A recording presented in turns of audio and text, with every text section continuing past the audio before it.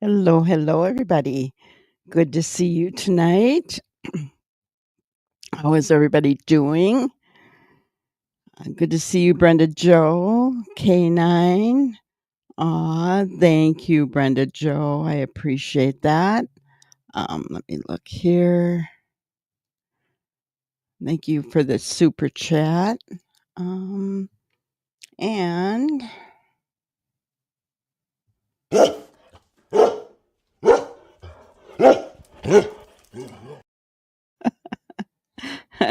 Brenda Joe has started us out on our goal for tonight. We get 5 super chats by the time we're done here today. I will do a live Q&A session for Sebastian Rogers. So, welcome on in, everybody. Let's get started. I wanted to go over a few of the things. Hello, Miss Tiffany Black. Good to see you. I wanted to go over a few of the things that updates and talk about those a little bit before we get started. And then we're going to continue on with Jennifer Coffindaffer's video and kind of break that down with the red flags. Hello, Ginger Girl. Thank you so much. Aw, I appreciate you. It means so much to me.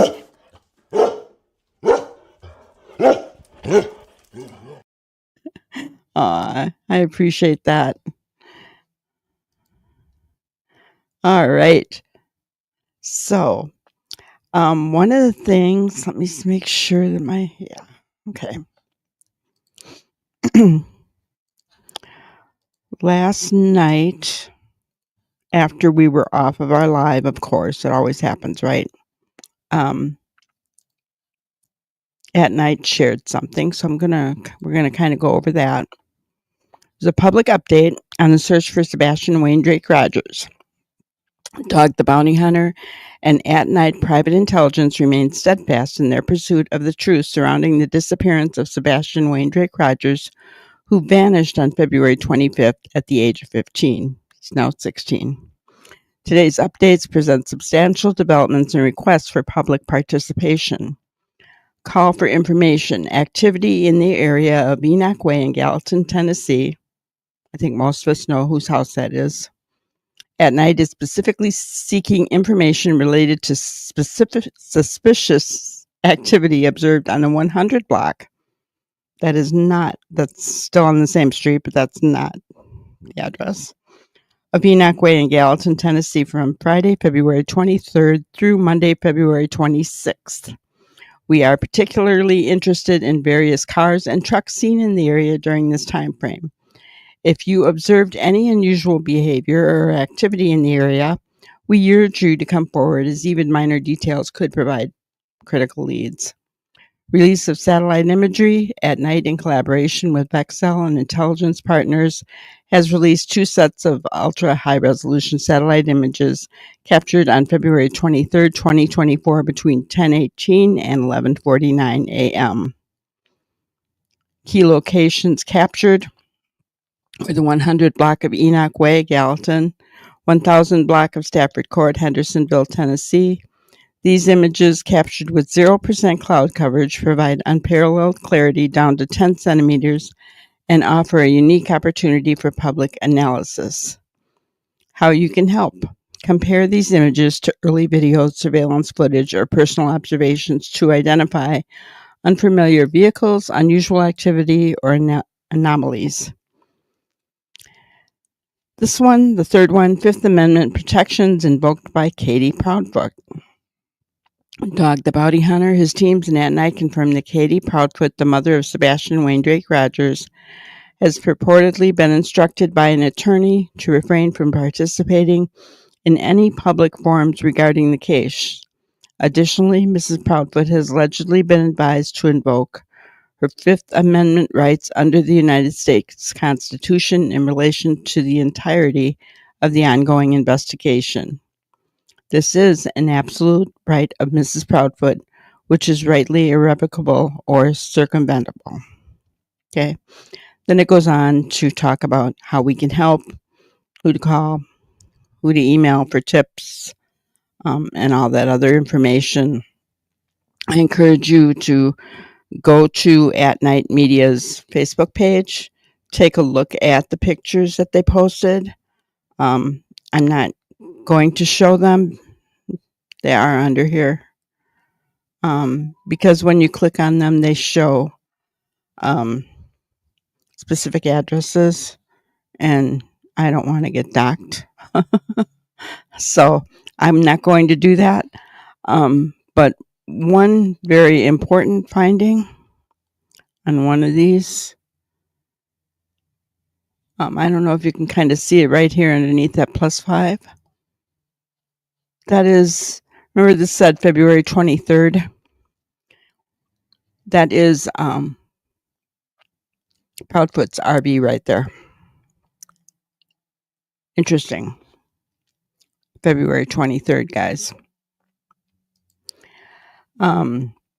So, yes, I mean, we got some things going on there. All right, see what I missed here. Oh, meow. Hello, K9. Oh, K9, thank you so much for the super sticker.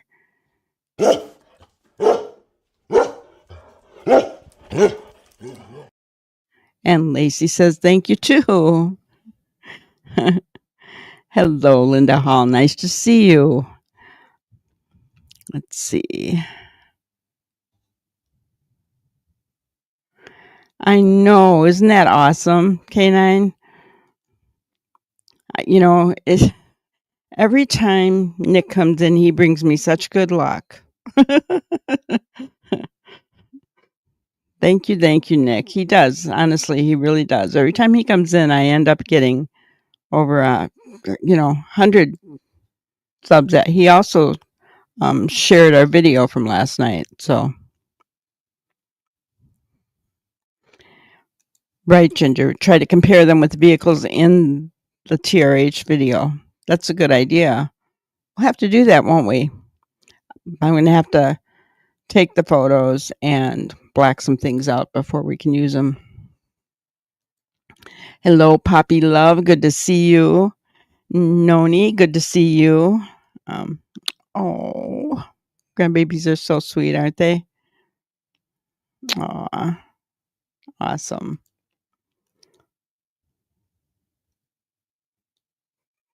Did I just call into Betty? No. And I'm going to tell you why. I've thought about it, but anyone that knows me knows that talking on the phone is very, very difficult for me with my hearing. I have a really hard time. I do have a set of hearing aids, but they distort everything. So it's really hard for me to, everything is garbled. Okay. So I can't, I have trouble with it. I haven't found anything yet that works. So, no, I didn't call into Betty. Yeah, grandbabies are the best. They sure are. Love them, love them. Why did somebody call into Betty saying they were me?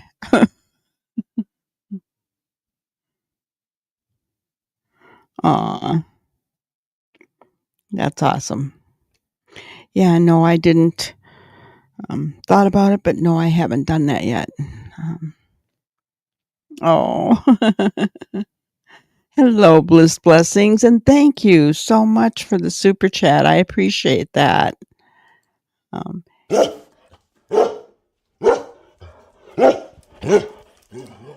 Everybody by that dog bark, right? It is my puppy. Aw. Oh, good. All right, and then the next thing, let's see, I had,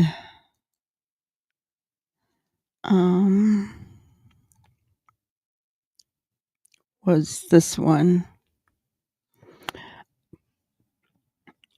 Public update.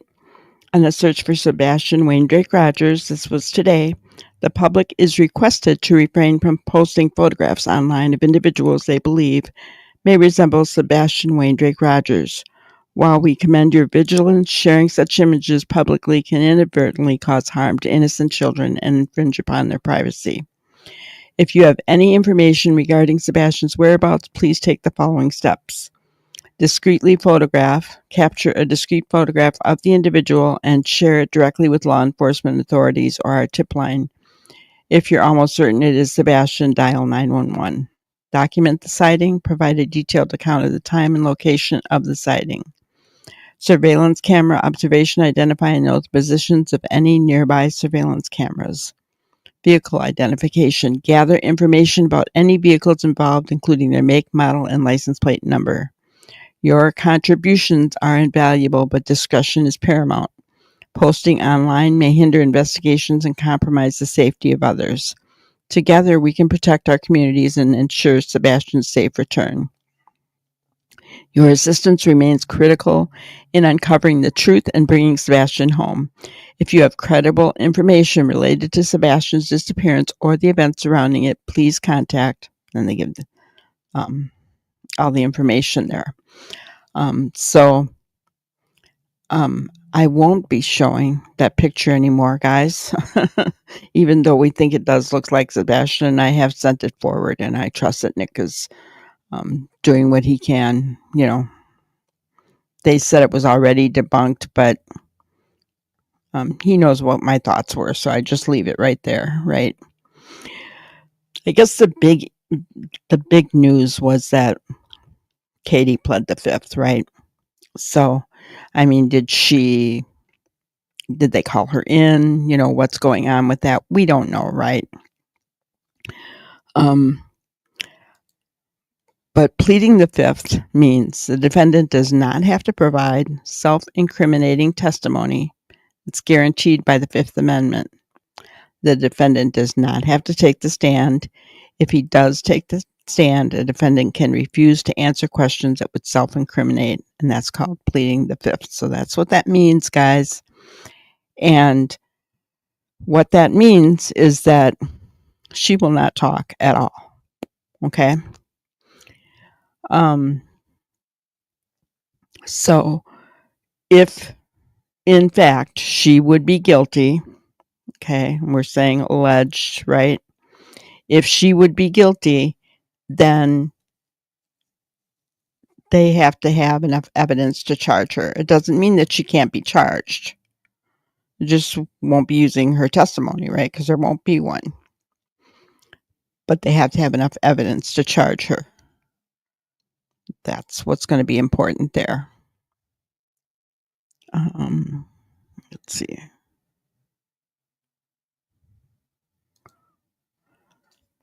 Your son just got his new hearing aids. They have Bluetooth connect to his cell phone.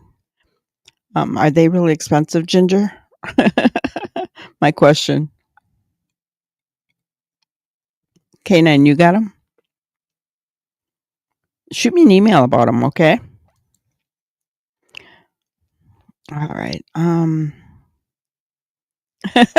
Everybody wants to know. Puppy love too. Resound GN. Gotcha.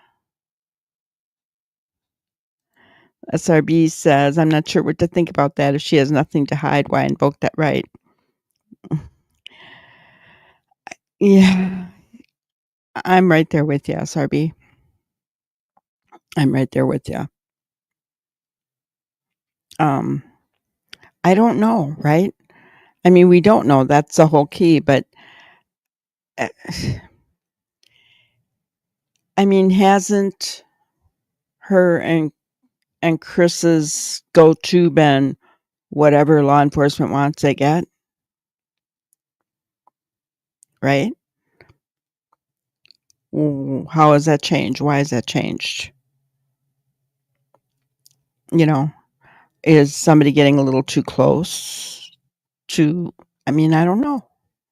I'm right there with you. I don't get it. And I guess the way that I've always looked at, everybody has the right, I mean, everybody, in the United States has the right to plead the fifth, right?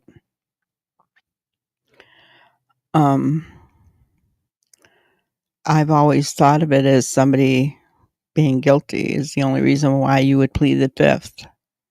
If you have nothing to hide, why would you bother?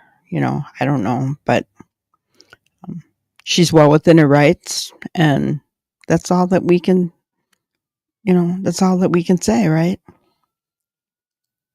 So,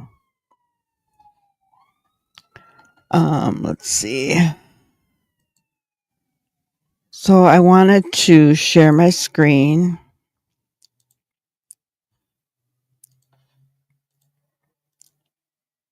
and show you that I did start making a list of our red flags, okay, from Jennifer's video starting from last night. The first one was the way Sebastian ate at the Texas Roadhouse on February 25th. She felt that he was too thin. The way that he ate was not normal. Seth feels the same thing. So she considered that a red flag. Did it mean he was off his medicine and now he was eating because the medicine usually suppresses the appetite?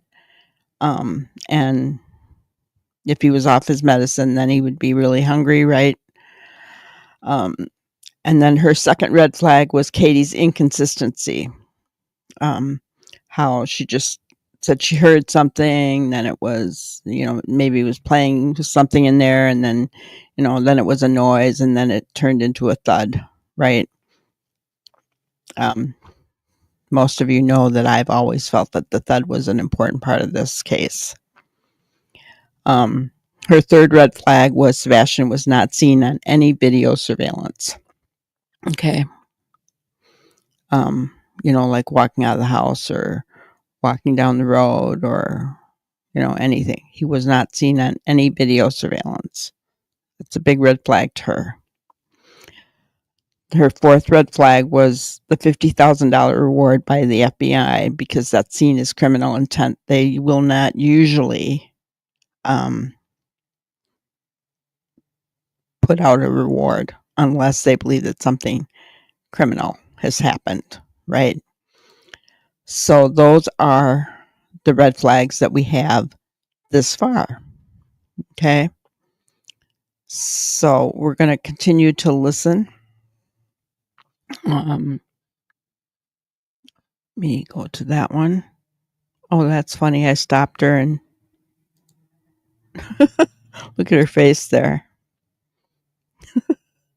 March 18th is when we in the public knew about the lights from 310 from the surveillance video, right? It got leaked. And a lot has been said about that, right? We heard from Seth. Seth said, well, could it be the trash truck? We've heard or Hey, not heard Jude. with our own Hello. eyes. Does it look like a couple people out there with their flashlights? I want to read the specific details of that video as it was reported to us on 318, okay? I think this is very important. Let me see. I'm sorry.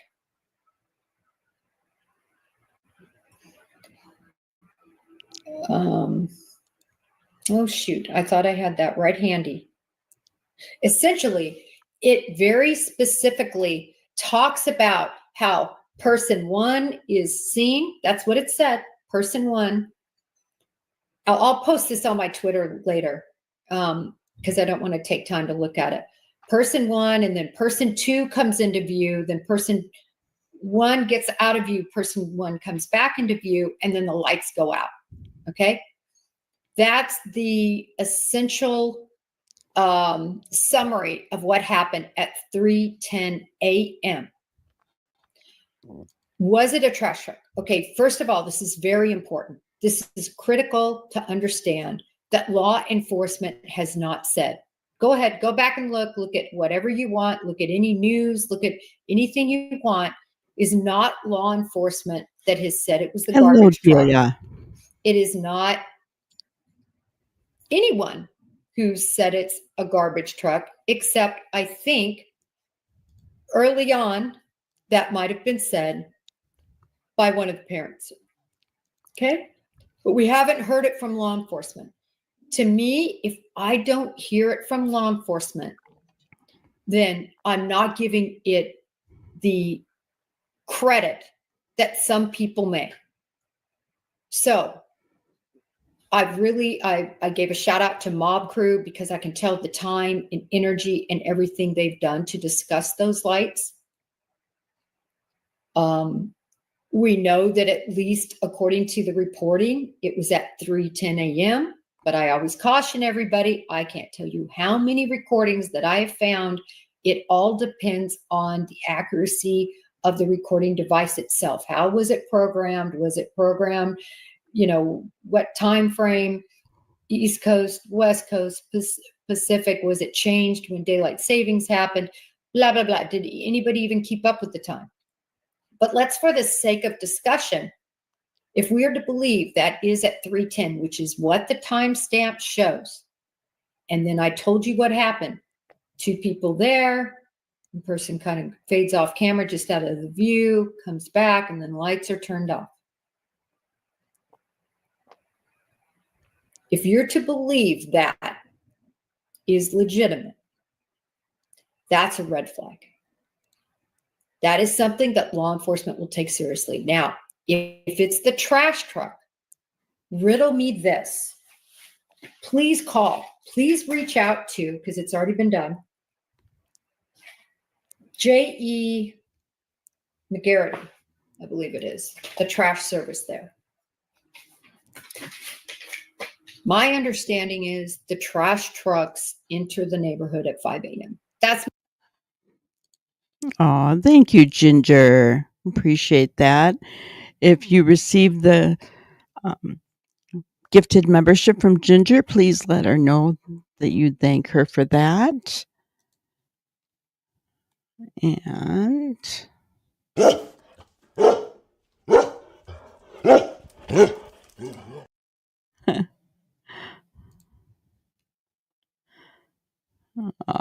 that's awesome. All right. So it was her understanding that the trash truck was at 5:10 p.m. my understanding. You can reach out to them and see what they say. That's my understanding. So I'm going to leave it at this. If it happened at 3 a.m, if there were 2 people with light sources walking around the back of that house, that's a clue that is very legitimate and that law enforcement must consider. If it was trash truck headlights, law enforcement knows that. So I'm going to leave it at that because there could have been, like I said, it depends on the source. We know law enforcement went to the neighbor that had that recording device. We know they took that. I just want to leave it at that because until law enforcement tells us what those lights were, which they haven't, I've looked everywhere, unless we hear it not from any of the parents, but from law enforcement, we can't count on that as being accurate. And if the timestamp doesn't line up with that 5 a.m., which is when I believe they were in there, and again, please call the trash company if you don't believe me and check back to that time, that date on the 26th. There's a problem. So I'm just going to leave it at that. I think it's self-explanatory. Again, Occam's razor. So she's not taking the flashlights as anything from law enforcement. I think they're important, but I understand why she's saying that, right? And Poppy Love, no, she's half golden retriever, even though she's black, and half Australian shepherd. So, yeah, she's not a lab. All right. All right. I want to go to some more critical dates and law enforcement information. I agree, Ginger. I agree. We know that the Cajun Navy very early on came to help with this investigation. They were already in the area because they were helping out with the Riley's investigation. So they came over. And we know that on 4/1/24, and look back, April 1st, 24, they left because they were getting threats. Okay. I'm taking them at their word. People, I saw everything that came down. Oh, it's, we don't believe them. I've seen it all. I said back when it was happening, how pathetic that, that people are getting threatened that are trying to help. How pathetic that people think that in these cases, you don't have people help all the time that are mere volunteers. Happens all the time. You don't do a background check on them. They're literally walking and trying to find a dead child. That's really what it was, right? That's you're tracking through, foresty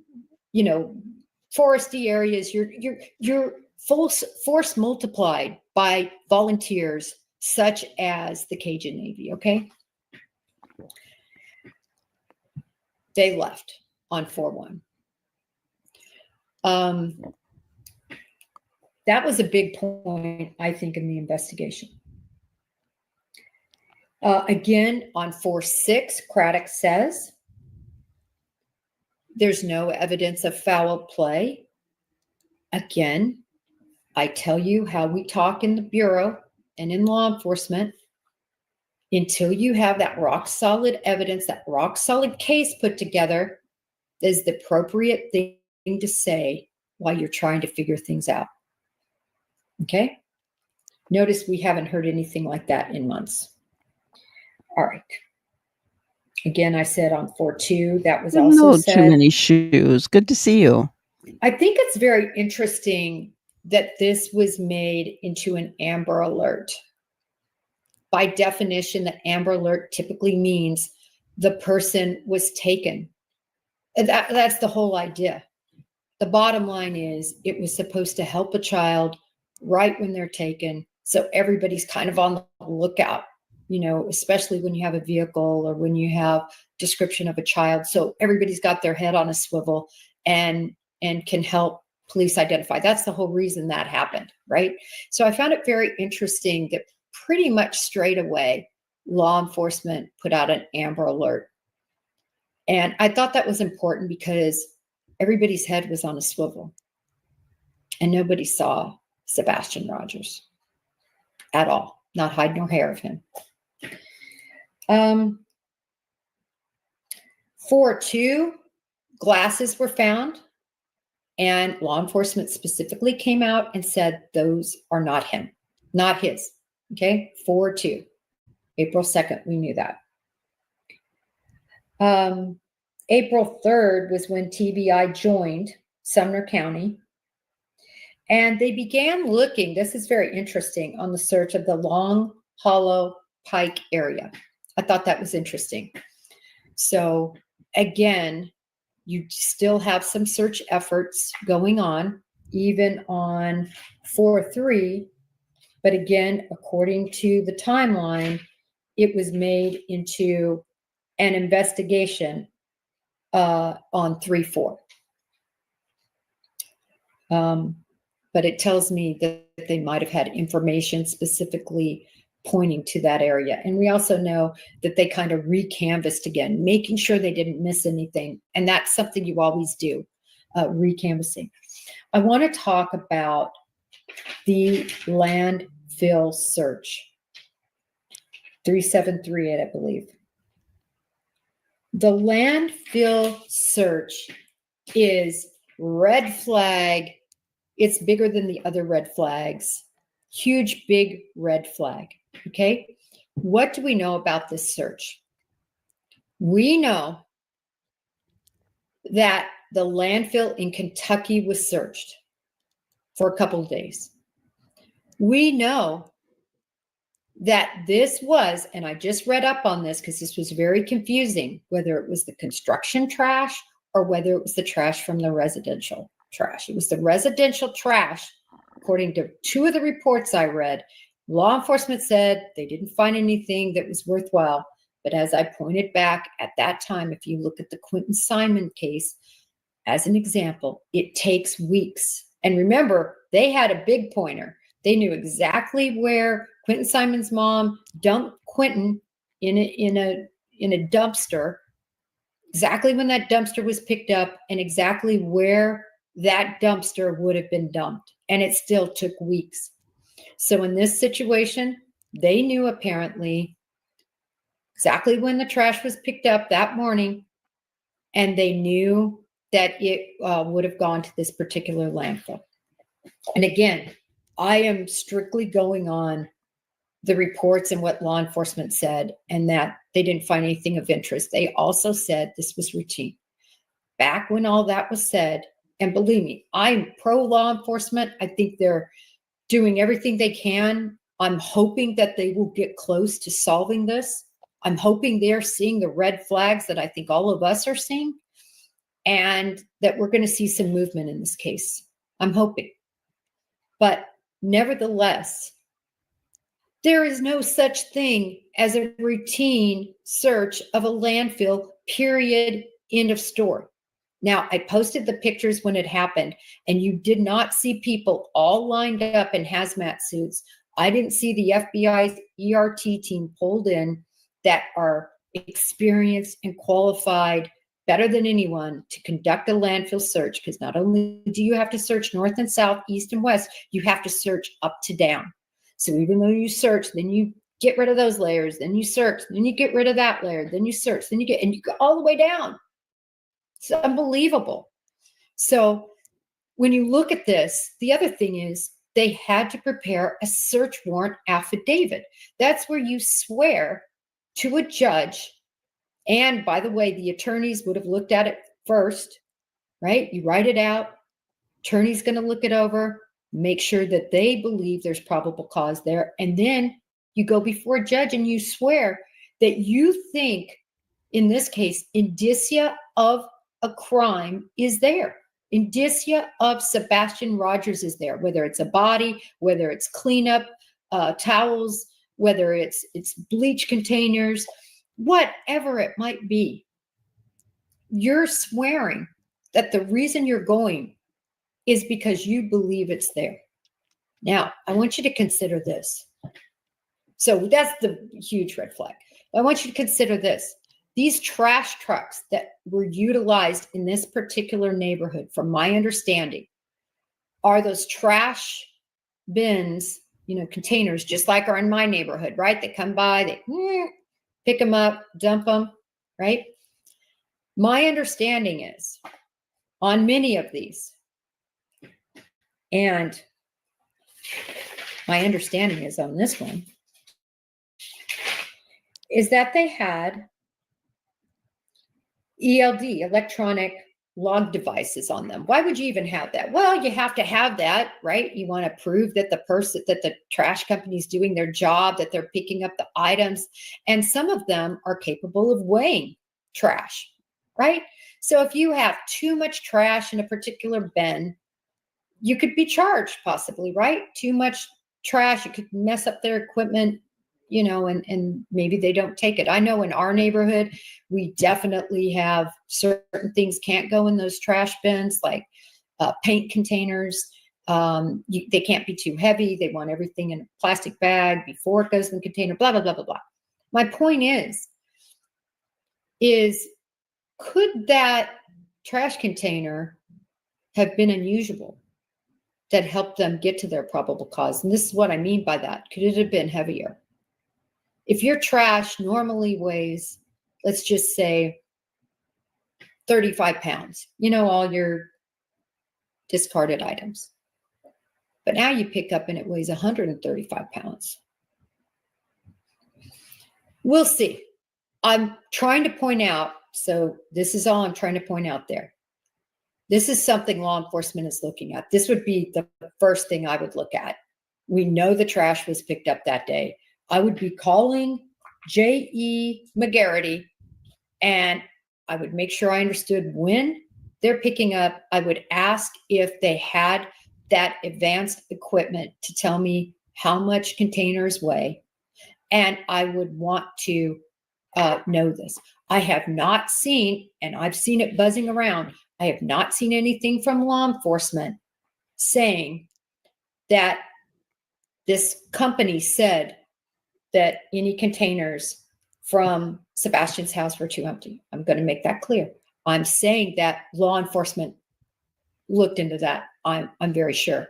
And I'm also thinking that that could have been one nugget in the probable cause affidavit that could have led to them having probable cause. Okay. I want to make sure I get through all of this. I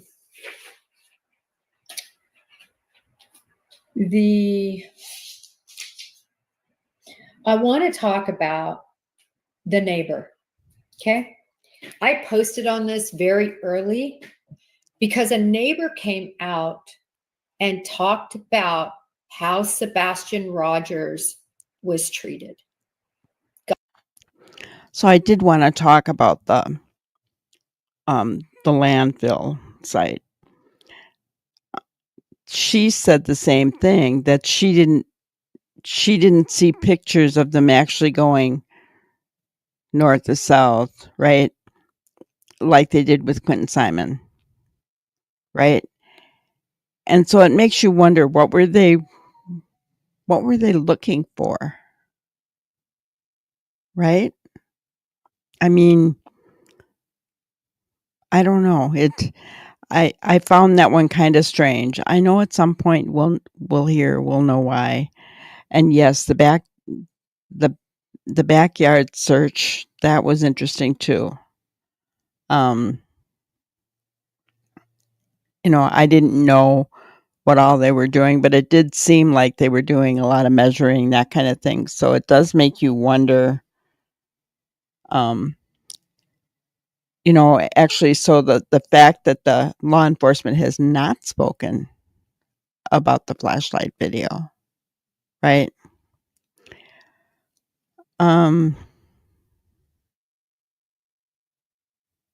So wait a minute though. Didn't we see an interview with Nick Barris and Craddock? And Craddock told him that, how did he put that? Something about it may be useful later, but for now it wasn't, or something. I'm going to have to go find that video.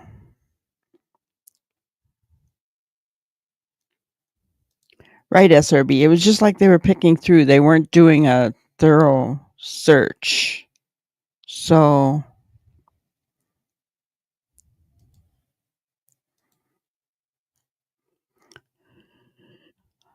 maybe even depressions in the ground for feet prints, walking, running, maybe. One weighing more before coming back, possibly. See, exactly. Yeah, one weighing more. That's good point. Right? Really good point. Yeah, that video was never meant to be released. Exactly.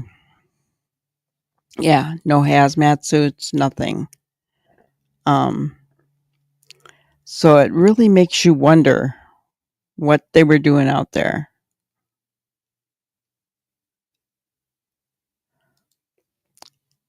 K9, he said that, and we don't know what we don't know. Exactly. They're going to keep things from us. So I still maintain that flashlight video, even though law enforcement hasn't said how important it is. I think it's very important because when you look at the fact that they were measuring the yard, maybe the depressions in the ground, all that stuff, right? So I think that was all a part of it. They know, law enforcement knows that that child didn't walk out of that home. That's my opinion. God bless that neighbor. Nosy neighbors help solve more crimes than you can imagine. And if they don't help solve them, they help prove them. So now I'm kind of turning a little bit to motive. Okay. I'm turning a little bit to motive. Why in the world would Katie and Chris Proudfoot not want Sebastian? First of all, he had very serious issues in terms of his autism. Good point. Too many shoes. Why do I say that?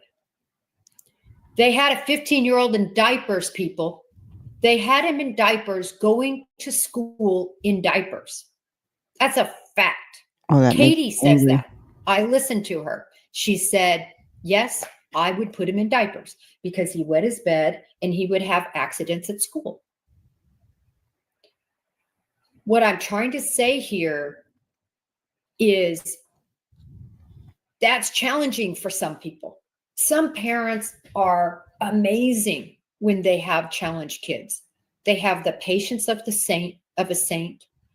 They work with counselors, they work with services, they figure out the best way to try to curb situations like that are happening, bedwetting incidents where they can't control their bladder.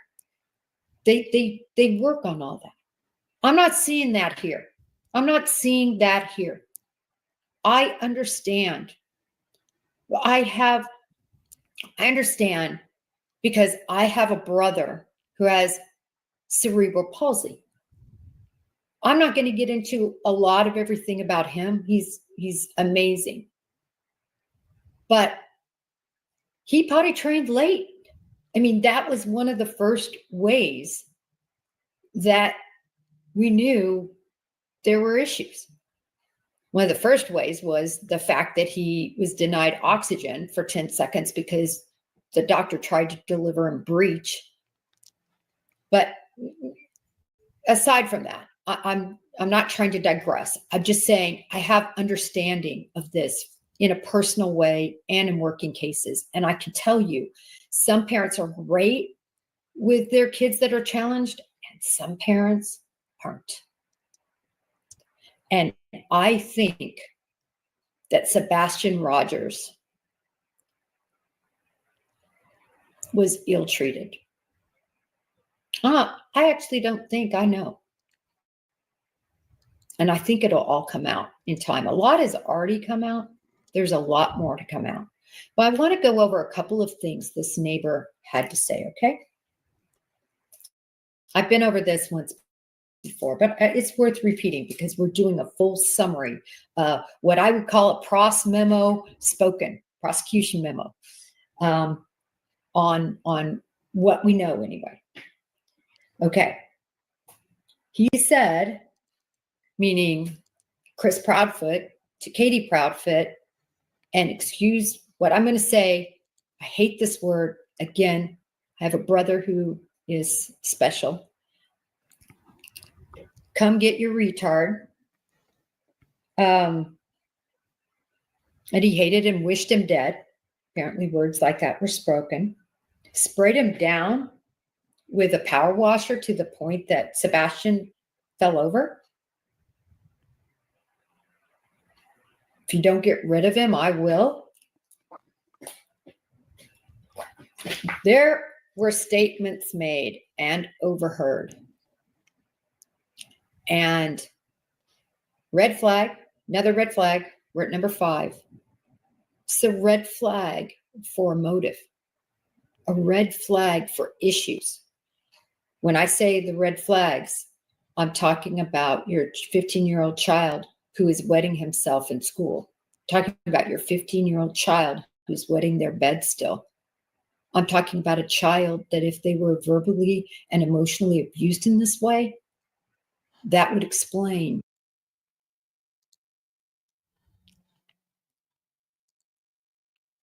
Okay, so motive, issues, bedwetting, and we'll just say it, right?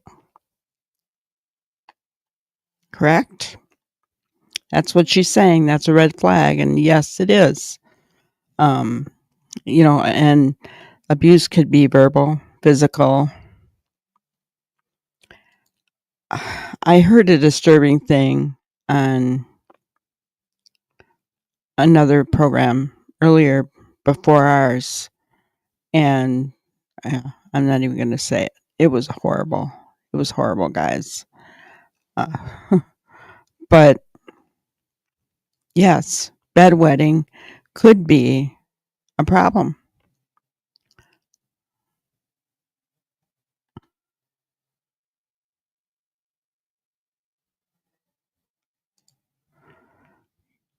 Moderate, trained late, and thankfully now 26 is fully trained. Yeah.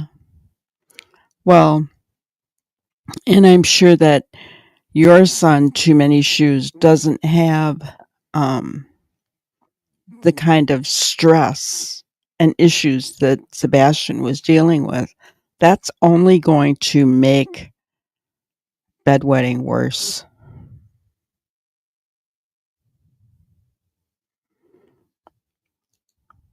He wanted his daughter, yeah.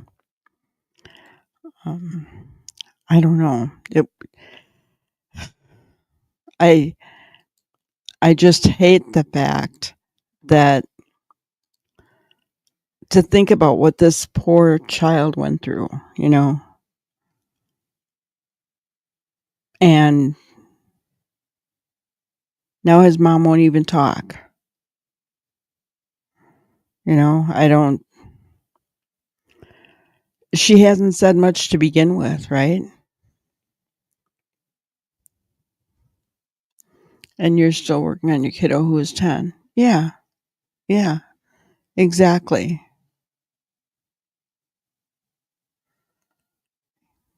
Right. Yep.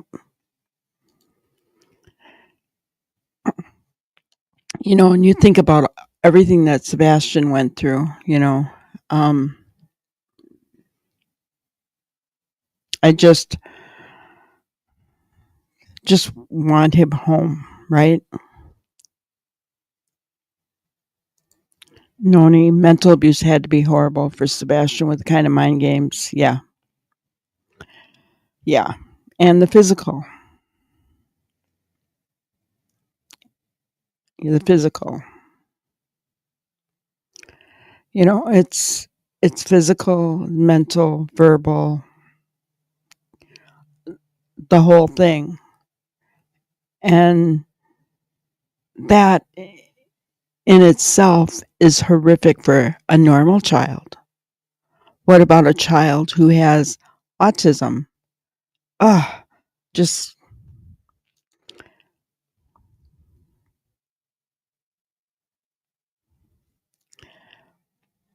right, right.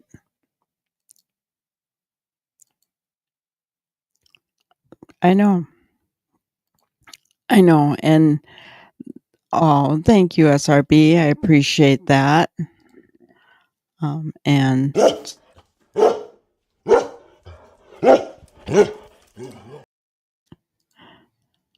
thank you for the super sticker. Let's get that goal. Yeah.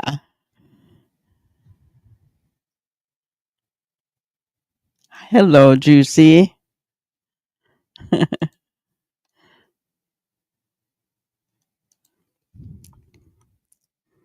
Right. Yeah. Hear how ugly. I know. Hateful, ugly. Ugly is just too nice of a word for how he sounds, right? And I mean, listening to that panel and them going at him and at each other, and I mean, I don't know how people can go and listen to all that drama. I don't know, you know. um, I don't get it. I don't understand it. Because I'm oh, I can't do it. I can't watch it all. I just can't.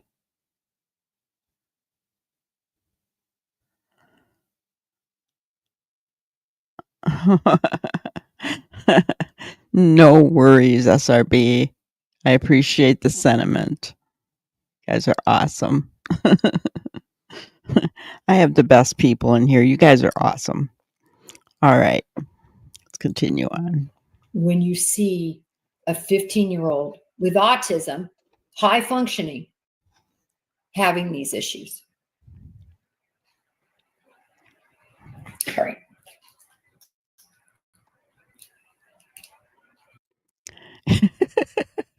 I have bad ears, and I have to keep turning her down. You guys have to do that too.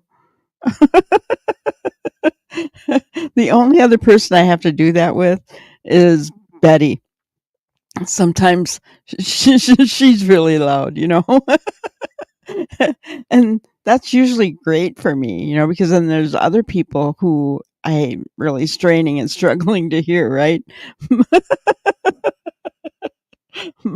But oh my goodness, I have turned her down once, and I'm turning her down again because she does that sharp thing with her voice or whatever.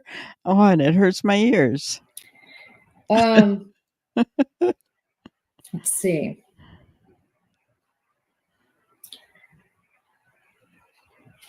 We know Chris Proudfoot had 5 wives. Okay, 5. We know the last wife, Nina. For those of you who did not get to see her revelations about Chris Proudfoot, about the abuse she saw, about what she endured, about everything that happened in that household, you can look on my Twitter because I summarized it. It's made private now. Some people might, I'm sure nothing ever disappears, so it's around. If you watch that, make sure you're sitting down and you're prepared to hear what it's like to listen to somebody who's abused and has experienced a true domestic violence situation. I said at that time, I believed her. I believed her then. I believe her now. And I am telling you, just like people who don't abuse, who don't think it's right to beat others, who don't think it's right to hit, who don't think it's right to emotionally and verbally, do that, you don't change colors. You can get counseling. You can get counseling. You can seek help. There's always help to a degree. But you don't just stop oftentimes. Red flag number 6.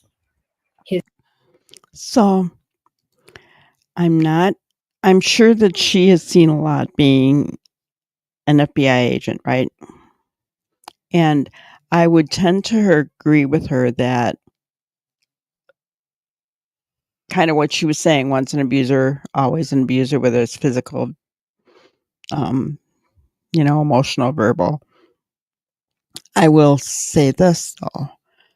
I have seen someone change.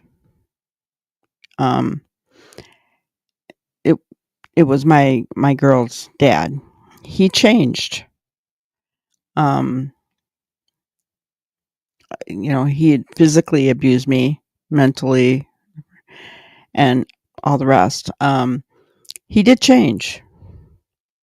He has not done that since, and he did get counseling. So I have, but I think that is few and far between, right? I think that is few and far between. We know that because there are so many people that are out there that are being abused this very minute, right?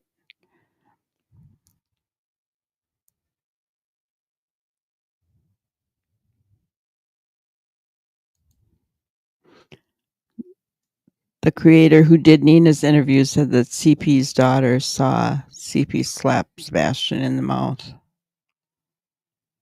Yeah. I wouldn't doubt it. Wouldn't doubt it at all. Is past domestic violence against others. Uh-oh. Okay. So we got our next one.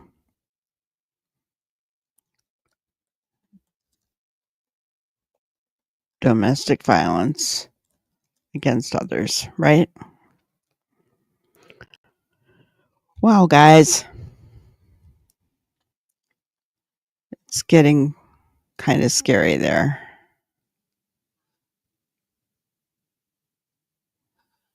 All right.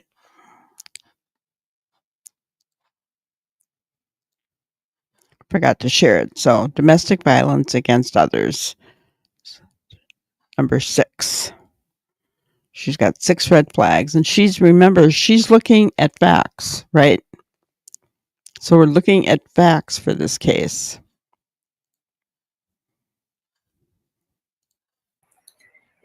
Let's see. Meow. Yes, she did. Or was it her daughter? That's right. Okay. It wasn't Faith. It was Nina's daughter. Geofencing.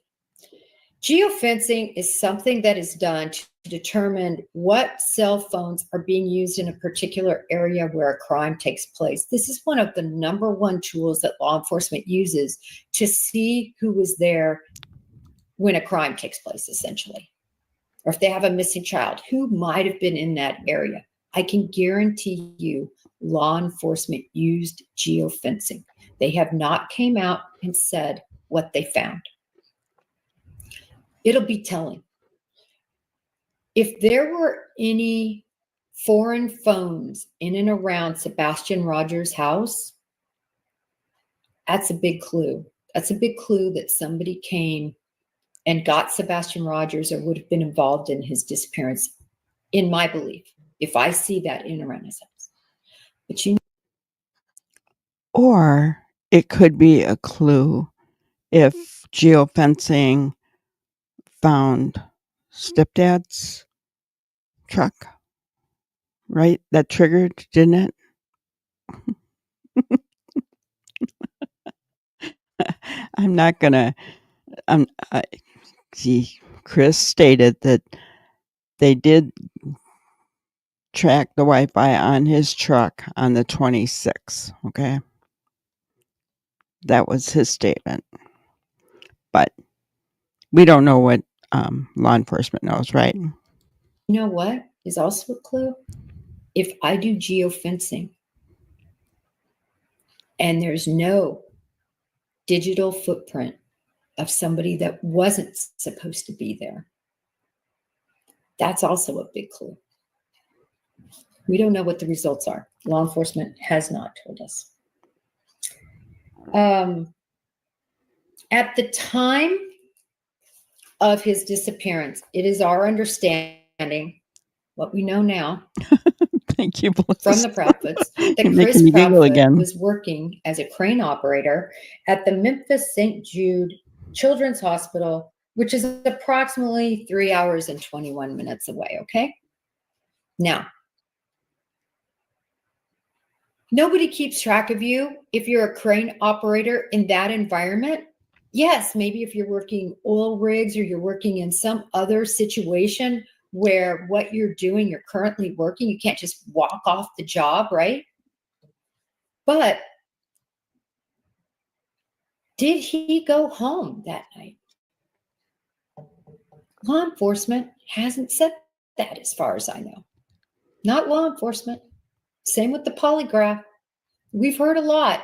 The only polygraph that we know for sure that I saw and read about was Nancy Grace having an FBI agent retired give Seth one and pass with flying colors. We know about that one. We know that Chris Proudfoot, because I saw this, said, come on, bring it. Let's get a date. As far as I know, he never was polygraphed. They never got that done. So I'm just repeating what we know, that we've seen with our own eyes. In other words, is it possible that Chris Proudfoot could have left where he was, it was 3 hours and change away, and been there the night of the 25th? Is that possible? Well, it's possible. But dang it, I wish I would have blacked out those pictures, because those pictures clearly show. Let me see.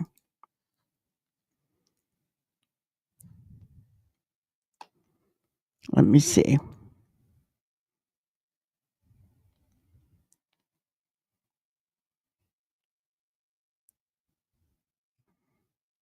I wish I could.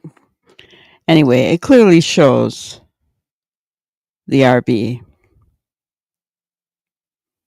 in the yard and the date is February 23rd, 2024 at 11:49 a.m. at the 1000 block of Stafford Court. Okay? So, what does that tell you guys? If the RV was in the yard on the 23rd at 11:49 a.m. and the truck, white truck, what does that tell you? He was home. We don't 100% know. I mean, it's possible. It's physically possible, but we don't know because law enforcement hasn't told us. So unless somebody knows something I don't know, and I can't go by what Chris and Katie Proudfoot say, I'm sorry. I'm not going to go with that. Unless Agree. we see, for sure, that he was at this job site, or I shouldn't say the job site, he wouldn't be there in the middle of the night, I don't believe, but in that area because he was working. There's, we just don't know that. But purportedly, he was there 3 hours and 21 minutes away and didn't find out about this until Katie told him. And in fact, they talked about it on the phone, talking for 3 hours, kind of during this time frame where maybe Sebastian could have been disappearing, right? Because Katie says she went to bed midnight something, right? And that she was talking on the phone prior to that. Law enforcement has all that. We can't solve this, but law enforcement has solved where everyone was at least their cellular devices, and where whether his truck was in and around. And I saw something very recently that looked like a little slip up by Chris Proudfoot talking about his truck being there. I can't say it's strong enough to say, but and then he came back later and kind of tried to clean it up. I don't know. I don't think we should speculate on this point because law enforcement knows. She brings up a really good point, guys. Law enforcement knows, right?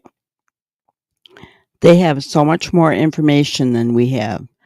They have all these little pieces that we have been trying to fit together into this puzzle. Right? You guys, they are going to make sure that they have a rock solid case. And their biggest thing is to find Sebastian. And if somebody isn't talking, well, that doesn't help. But that doesn't mean game over. Not in the least.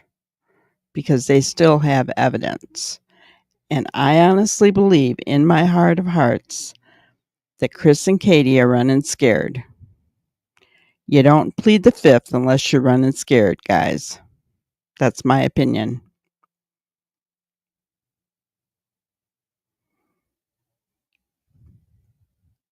Sounds good, Canine. Can I come over? Law enforcement knows. So if they 100% could conclude that Chris Proudfoot had nothing to do with Sebastian Rogers' disappearance, I am just going to say I'm surprised they haven't come out and said something. We know in several cases, one of the cases I followed very closely was the Michael Vaughn case. And in that case, the FBI agent, the supervising FBI agent, came out and they said they are not involved. They're not involved. The parents are not involved. We know they aren't. So they came out and said that. In the Idaho 4 case, for those of you who follow a lot of true crime, that's the Brian Koberg is accused of killing 4 college students. In that case, because there was so much ridicule against the boyfriends of the roommates and other people, they came out and said, no, guess what? I mean, almost every week, nope, that guy's not it. Nope, that girl's not it. Nope, it's not the, Uber Eats. No, it's none of these people. And they do that because they don't want these people harassed. It was horrible what was happening. I'm saying in this case, we don't see law enforcement really coming out and saying anything, except I should say that they did come out very recently and make a very strong statement. And that was on, I think I have the date because it just happened. Oh, I didn't write the date down. It just happened on whether the person with the green hoodie at the Texas Roadhouse was in any way involved in Sebastian Rogers' disappearance. He is not. I can tell you for a fact, and law enforcement came out and said it. They interviewed the person. They know who the person was. The person came in. They looked hinky. They looked hinky as crap because you know why? They came in and they went straight to the restroom and they go in the restroom. They come out and they never buy anything. When I see something like that, I'm just saying what it usually points out to me. I usually think that that is somebody who might be homeless or somebody who doesn't have a lot of money. And they come in and they use the bathroom. Sometimes also it could be a person that really needed to use the bathroom. And instead of going to a convenience store, they pulled in and they ran in and went and then they left. But it doesn't matter what the circumstances were. What matters is that law enforcement has clearly said they had nothing to do with the abduction or the harm to Sebastian Rogers. So that's good to know that. Out. Not important. But that Texas Roadhouse clip is important from my view. And I think from a lot of yours. Katie Proudfoot, the way she acted in there's a couple pictures snapped. She's on the phone constantly. Definitely not at all engaged with Sebastian Rogers. Not at all. Maybe parents do that. I don't know. Usually it's the kid that's on the phone and the parents that are eating, and the parents are saying, can you please get off that phone? Let's have a little family time. This was just the opposite. This is somebody that's eating like it's their last supper. And the mom is on the phone and looking all around like she's looking for somebody. Is she suspicious that somebody's looking at her? Is she trying to see if somebody was going to show up? I don't know. I can tell you this is not normal behavior. I can tell you this. I think that the timing is very interesting. The other timing that's very interesting is that the divorce papers, my understanding, were filed at the same time that Sebastian went missing. I just find that odd.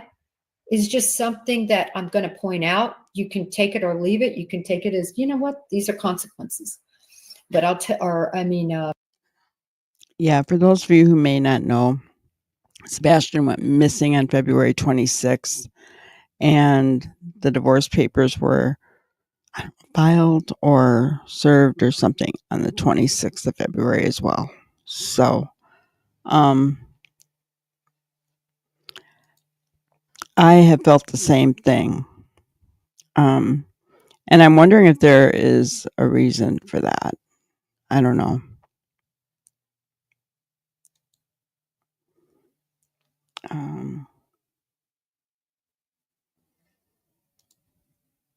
Right. Exactly. Exactly. What do you mean, what? Meow. What? um, but yes, I do feel like they're quickly brushing Green Hoodie under the carpet. I'm not sure why. Jennifer is calling him a male, and we know that it was a female.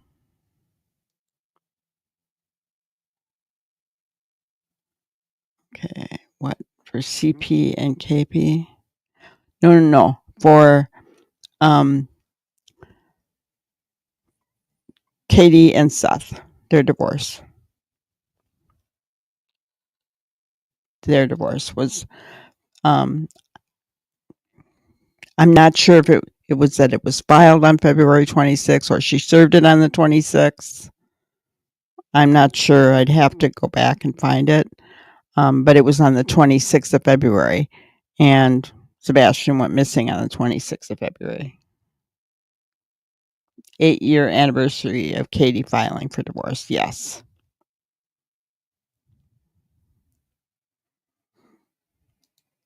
Green Hoodie seems like the flashlight video all over again. I know. I'm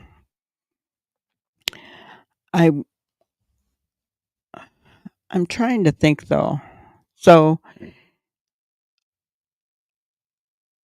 it was Sumner County that put out the statement, correct?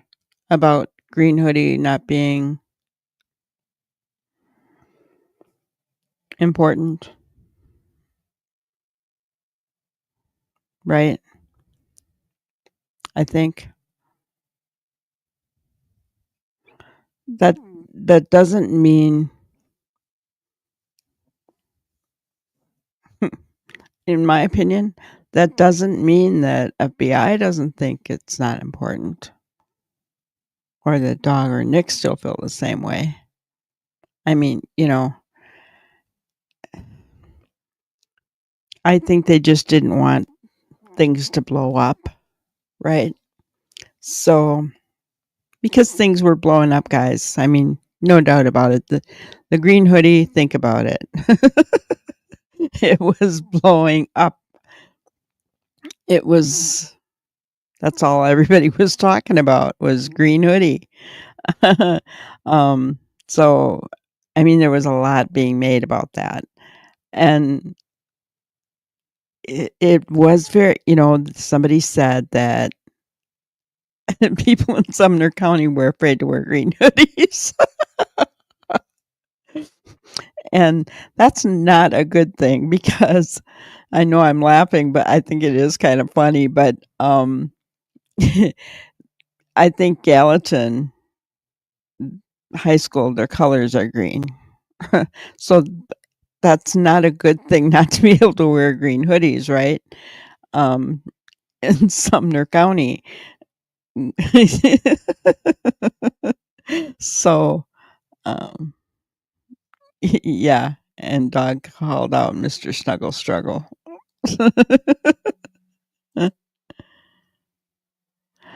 um, yes, I did see that. Curious to know who John is, but he puts out things that aren't meant for us, guys. Right? SRB, if you think about it, if you lived in that, and I used to live in that county, guys. I lived in Portland. I don't have any hoodies. I don't like to wear hoodies, but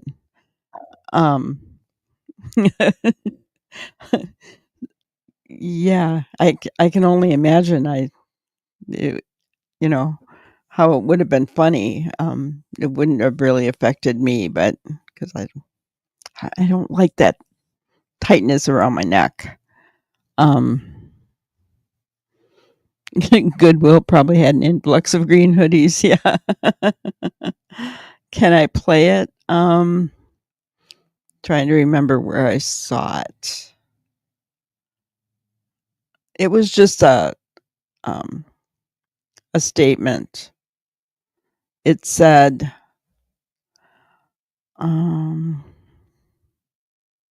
"We see you, John. Did you catch any fish?" I think something like that. Let me.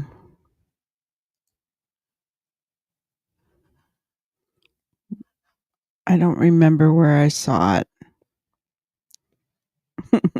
Ginger, was it on Twitter? Do you remember when I showed it to you? Tell me. I'll play this and try to look for it. Not consequences. This is just circumstantial. It's just a coincidence. We could take it as that. But I can tell you in something like this, a lot of times when something, if something terrible happened to Sebastian, and if that was planned, to me, that date's important. And if I were making this case, and if law enforcement has proven that something nefarious happened to Sebastian Rogers, that date could come important. And I would definitely introduce that, ask the prosecutor to introduce that as an exhibit. Okay, I found it. So it's right here, guys. Peekaboo, John, we see you. Catch any fish. Fishing. There's a fish on a hook. That's a fish. You're afraid your cover was going to be blown. So, like I said, he puts things out and it's not really us. It's not really for us. I don't know who John is. I can tell you it's not the one you guys are thinking of.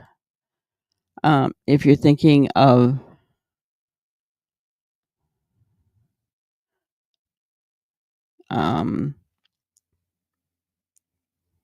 gotcha. Nick YouTube, gotcha. Yep. And so I know that somebody was saying they thought it was one particular creator named John, and it was not. It's John, not Jon. Okay, because Nick said that. So just wanted to put that out there. So we don't know who John is. Don't know, but John knows who John is. It could be sending a message. I want to talk about another thing to do with motive. This was very important, I think, when this came out. And this is out not from law enforcement, but we know it to be true because we've seen documents. And that is that apparently Sebastian Rogers suffered sexual abuse from an outside individual who was allowed into the Proudfoot home when Sebastian was younger, several years prior, about around 6-7 years prior.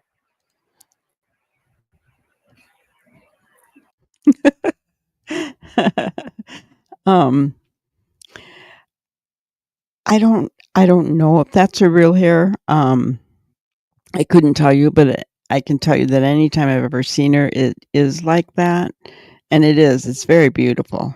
I have very thick hair, and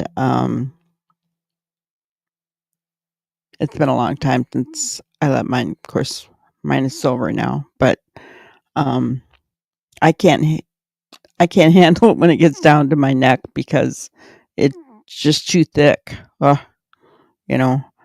So that would drive me crazy, even though It is. It's very beautiful on her. Very beautiful. Another red flag. I'm going to call it a red flag because of this. When you have somebody who has special needs and autistic, you have to take special care that they're not in and around someone who could take advantage of them. Okay.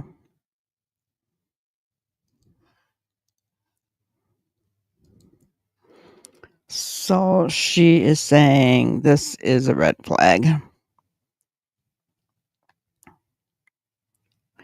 And I mean, it most definitely is, isn't it? I guess you could look at these last three together, but they are really, I mean, according to the law, they are separate issues, if you think about it. So I guess I understand, you know. Um, and this alone can cause bedwetting. So, not a good thing, guys.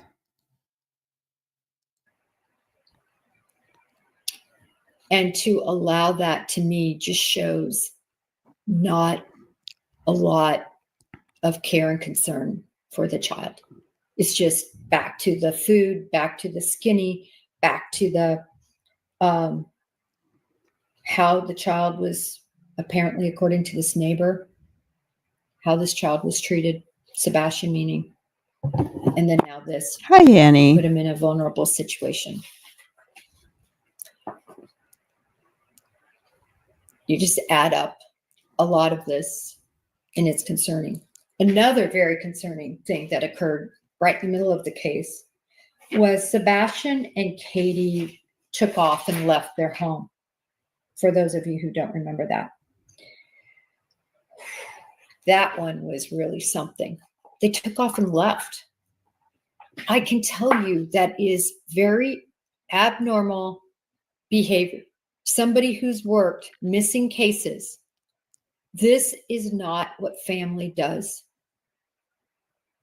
Family stays right there in their house in case the person returns. Amen. In case the person escapes.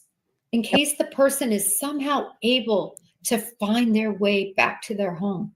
Yep. Not Now, gonna leave home. the reason it was purported that they left was because they were receiving threats. Well, okay. So here's my opinion, guys. If my son or daughter went missing, I certainly wouldn't leave my home, right? I'd be staying there. If I was getting threats, I'd be talking to the police and saying, listen, I'm getting threats. I expect an officer to be here at all times. I'm not leaving my home. Right? I mean,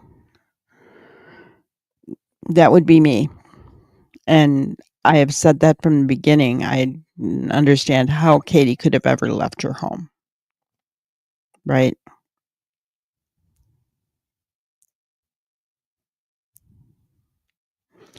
And Annie, yes, Green Hoodie was at Katie's car for 2 minutes. To me, that something happened there. Something was said. Not only that, but they were loud. Whether they were laughing loud or arguing loud, it was loud enough for the two men to turn their heads and look in their direction at the same time. So,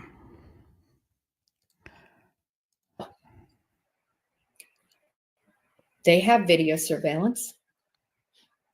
They could contact law enforcement, let them know so there could be increased patrols. Katie Proudfoot was not a shivering violet, or what do they say that, a shriveled violet, somebody that's just, Good point, Ginger. no, she's in the Navy. She was in the service. I understand Chris wasn't around. Listen, I'm not judging here. I'm not judging. I'm saying from my experience, this is abnormal. And I'm raising a 7th flag. I think I'm on 7. That it's very unusual to leave shortly after your child goes missing to pull up. All right.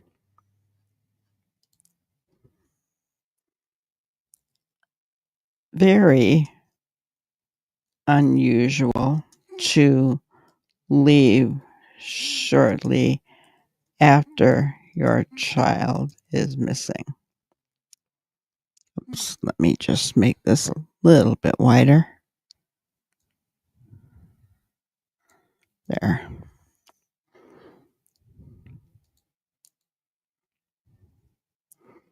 Wow, that's 1, 2, 3, 4, 5, 6, 7, 8 so far, guys.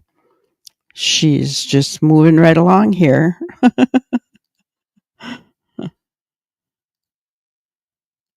Mistakes and leave.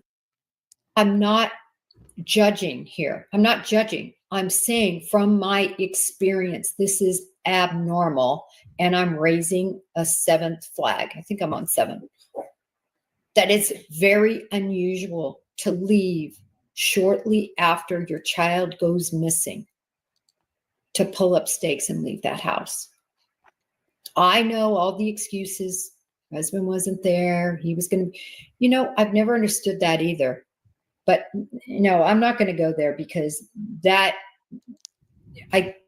everybody has their own way of dealing with things, but I'm making a point out of leaving your home and not having a place for your child to go back to. I think that's significant, and that is a red flag for me.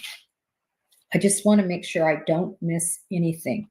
Oh, I thought this was interesting. 3 things here that Chris Proudfoot well admitted to. 1, according to Katie, and according to Chris, and according to Seth, Sebastian loved his snake, his ball python. Now, some of you might think that that's really weird, especially a lot of people are terrified of snakes. I can tell you, my son, same age as Sebastian, by the way, he loved snakes. He fell in love with a ball python. We named it Jackie. And Jackie, the ball python, was his pet for years. He loved that snake.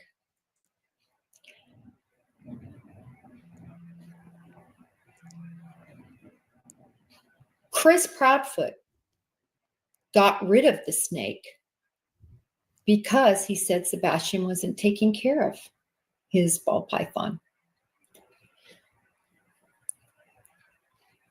So your kid loves this thing, loves this pet, and you get rid of it. Teaching him a lesson. It's not taking care of it, it's out. I would just say this, for all of us out there, how many pets have you gotten or knew you were going to get? Puppy, kitty, it's usually not a ball python. And your child is a child. When I say a child, 7, 8, 9, 10, 11, 12, underage, and autistic, and you don't think you're going to be taking care of it? Of course you're going to be taking care of it. Kids are just learning to take care of themselves. They're learning to get up and pour their cereal. They're learning to get up and make sure their backpack's together, make sure they don't forget anything. Doesn't this remind you a little bit of Ruby Frankie? Remember Ruby Frankie was this mother who mistreated her kids. They ended up being found bound and, completely emaciated with horrible wounds around their hands. I'll tell you what this reminds, not that part of it, but the part of it where one of her children went to school and forgot to bring the lunch, And so she said, sorry, tough love. She doesn't get to eat today. And, school officials were like, oh my gosh, that reminds me a lot when I hear of the punishments, and especially an autistic child. But let's talk about another one. So you get your kids something they fall in love with, and then you take it away because they're not taking care of it, which you well knew they probably weren't going to, instead of helping them learn how to take care of them and taking that time to teach them. Come on, we're going to go right now. We're going to get the rat. We're going to put it in. We're going to clean the cage, whatever it might be. Second, he says he beat him with a belt. He's an autistic child. I don't know what else I could say about that. This isn't guessing what he did. I'm not throwing what I think out. I'm throwing what he said he did. He makes sure to, with his pants on. All right. He beat his child with a belt. He's an autistic kid. Use your hand. Was the hand just not enough? Did you need to incite that much fear so he could see you coming at him with a belt? How is that teaching? It was supposedly because he lied. And so you beat your kid with a belt because they lie? Is that the proper punishment? I don't know. I'm not judging people who use corporal punishment, but when you have to start using tools and instruments, fly swatters, belts, I've seen it all, spoons, pliers,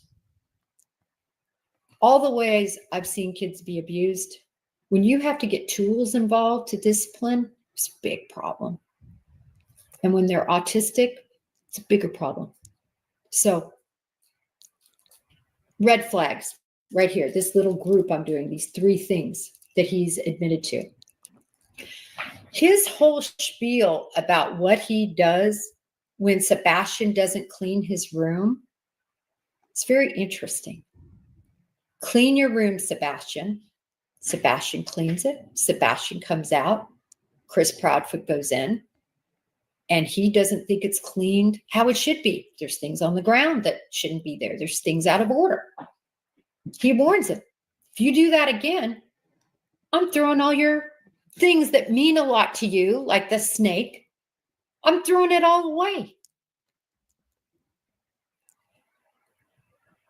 Next time, Sebastian cleans his room. Chris Proudfoot, I bet he was salivating.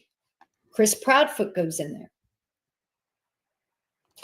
throws his stuff away. Now, I will say, my mom, if I left anything around, she was an absolute neat freak. Everything had to be perfect. And if I didn't clean up, she would take what I didn't clean up, keep it, and I would have to earn, like with my allowance, and buy it back. Here's 10 cents, Mom. You're right. I left my dirty clothes. I didn't throw them in the laundry hamper. I get that. I don't get taking away from a child things that mean things to them, because it's just as important as what is important to Chris Proudfoot in his life. Oh, I agree with her 100%. 1000%. If you get him a snake, you don't take it away. And then there was something else about that. I did not realize that Chris had 33 snakes. And the people, Chris stated, that the people he gave them to said that Sebastian could come and visit anytime, that it was agreed that they would keep Sebastian's snake and he could come visit anytime. And the people who took the snakes said that no, Chris knew it's a business and that they'd be getting rid of the snakes, but by odd chance they do still have Sebastian's snake. Not for any other reason, that it just hasn't gone anywhere. But that No, Sebastian's never been there to visit or anything like that. So they have said that Chris outright lied about that. So how many lies have we caught Chris in, guys? Number one. But number two, taking away toys. I mean, and so you take away toys because he didn't pick them up. You give away a pet. Come on. I mean, it's ridiculous. You don't do that to children. You're just going to have to replace stuff anyway if you throw it all away. Or maybe he didn't. I could see that. I guess maybe he didn't. And everything that we heard, Katie had to pay for everything anyway. So, yes, he needed Sebastian to know he was the superior.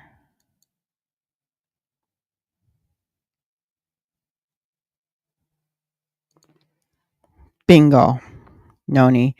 I have thought the same thing. I think she left the home because she can't stand being there after something, whatever happened. That's my opinion.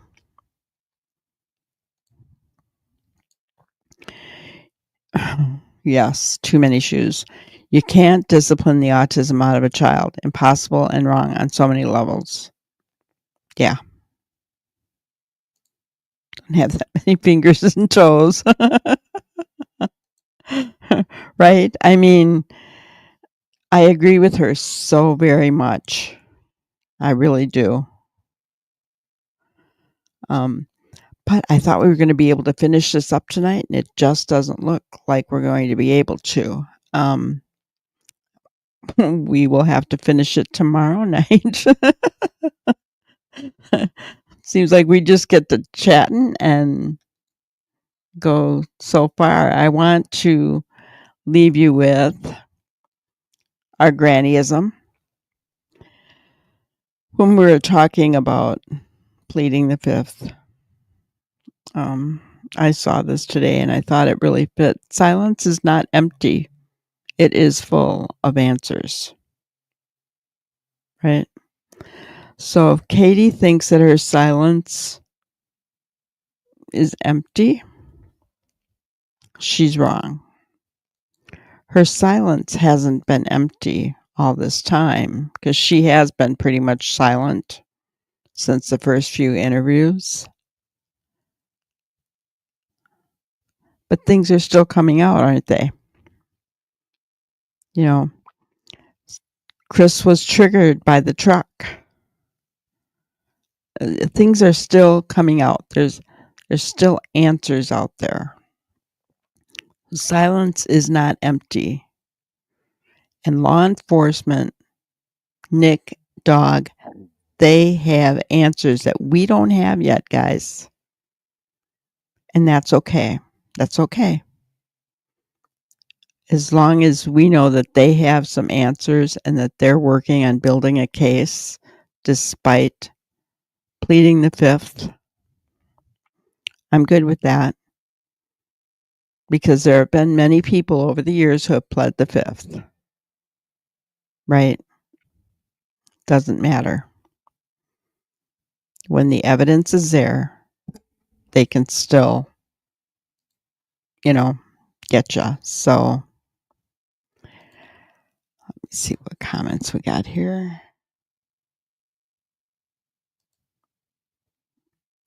I remember Katie saying he had to earn his things back.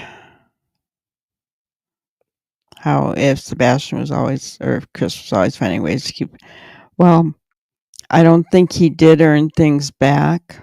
Maybe with her, but with Chris, he actually threw them away in the garbage can, and Chris stated that.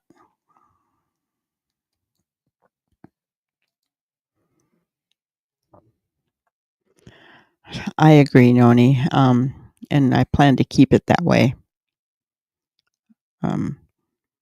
People who want the drama, they can just go elsewhere because this old granny won't. I don't have the patience for it. Just don't. Um, but thank you guys. That's a good point, Meow. That's a really good point. But has he met his match with Katie, though, do you think? I've wondered sometimes, too, if Katie wasn't, um,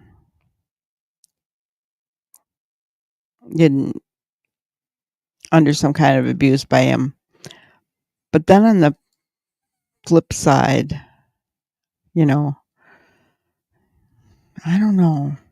Kind of wonder if he hasn't met his match with her.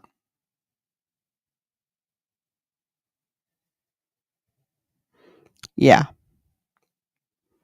Well, evidently, there's some kind of statement put out. So I don't know, did they call her into question her? Was it about the green hoodie person? What was it about? I don't know, right? But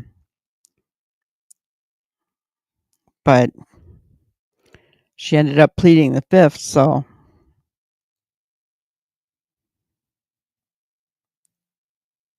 yeah.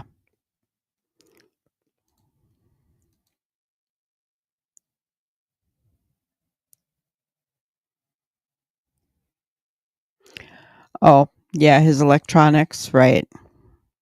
Yeah. That poor kid. I the more we hear it, I want to cry for him. It just makes me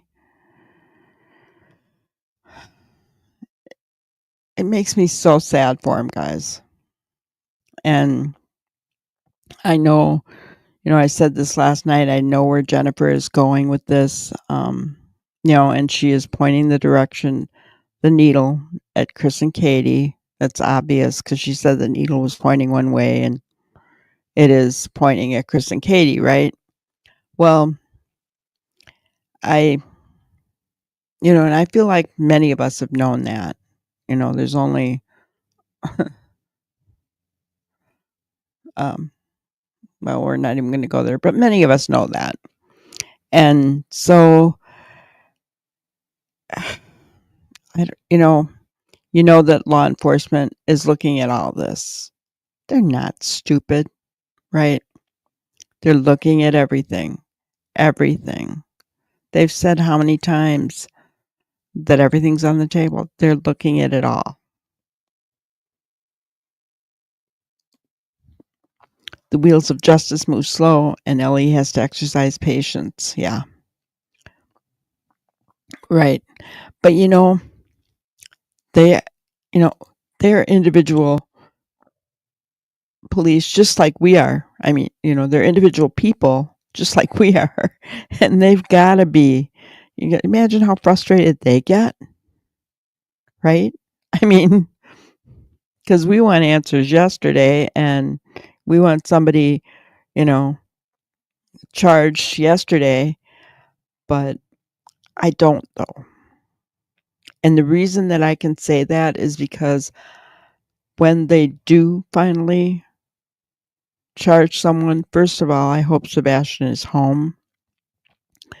Secondly, I want the case to stick, right? I want them to have an ironclad case that's going to hold up in a court of law, right? So I don't want them to move fast and be shoddy.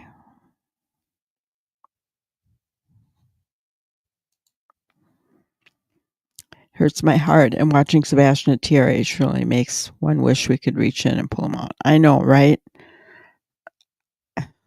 The granny in me wants to reach in and hug him and tell her to, well, yeah, tell her.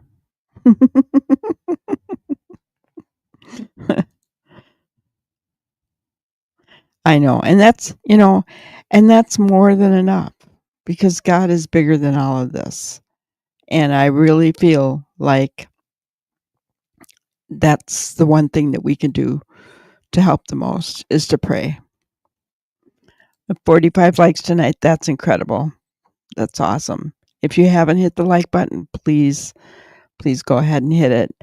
We will finish up Jennifer's thing tomorrow. I was also going to